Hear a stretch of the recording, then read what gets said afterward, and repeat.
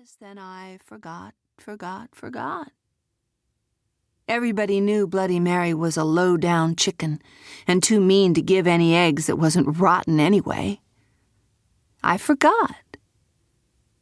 She got the egg basket inside before Mama even had the fire het, and Mama was so pleased she let little Peggy put the eggs one by one into the cold water.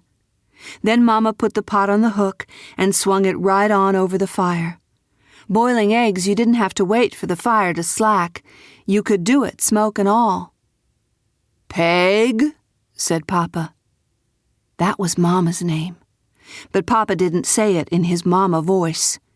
He said it in his "Little Peggy, you're in Dutch" voice, and little Peggy knew she was completely found out, and so she turned right around and yelled what she'd been planning to say all along. "I forgot, Papa!"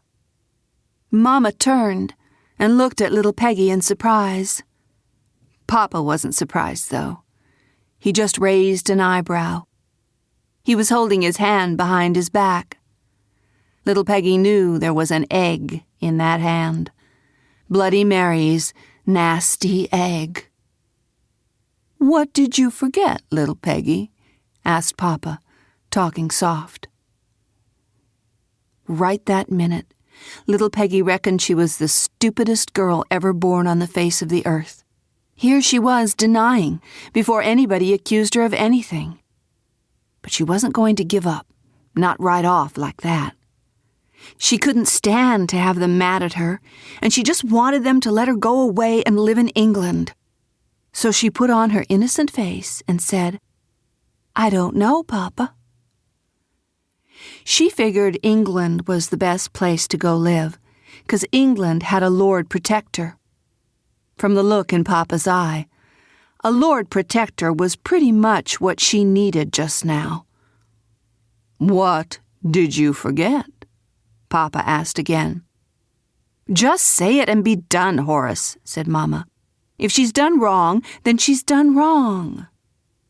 "I forgot one time, Papa," said little Peggy. "She's a mean old chicken, and she hates me," Papa answered soft and slow. "One time," he said. Then he took his hand from behind him. Only it wasn't no single egg he held. It was a whole basket. And that basket was filled with a clod of straw, most likely all the straw from Bloody Mary's box. And that straw was mashed together and glued tight with dried up raw egg and shell bits, mixed up with about 3 or 4 chewed up baby chicken bodies.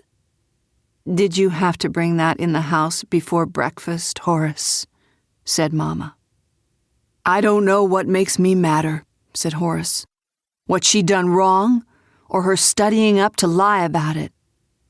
"I didn't study, and I didn't lie," shouted little Peggy. Or anyways, she meant to shout. What came out sounded auspiciously like crying, even though little Peggy had decided only yesterday that she was done with crying for the rest of her life. "See," said Mama, "she already feels bad." "She feels bad being caught," said Horace. "You're too slack on her, Peg. She's got a lying spirit. I don't want my daughter growing up wicked. I'd rather see her dead like her baby sisters before I see her grow up wicked." Little Peggy saw Mama's heart fire flare up with memory, and in front of her eyes, she could see a baby laid out pretty in a little box, and then another one, only not so pretty, 'cause it was the second baby, Missy, the one what died of pox, so nobody'd touch her but her own Mama, who was still so feeble from the pox herself that she couldn't do much. Little Peggy saw that scene, and she knew Papa had made a mistake to say what he said, 'cause Mama's face went cold, even though her heart fire was hot. "That's the wickedest thing anybody ever said in my presence," said Mama. Then she took up the basket of corruption from the table and took it outside. "Bloody Mary bites my hand," said little Peggy. "We'll see what bites," said Papa.